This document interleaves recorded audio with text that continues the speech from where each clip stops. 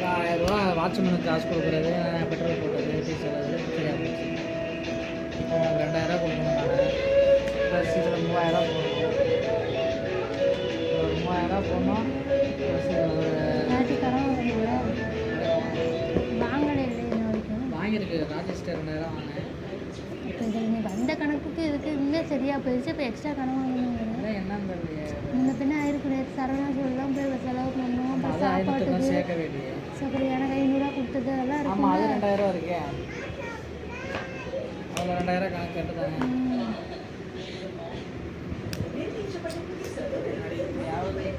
வருமானம் மாதம் 60,000 சம்பாதிக்கிற, மாதம் 60,000 செலவு பண்ணுறீங்க.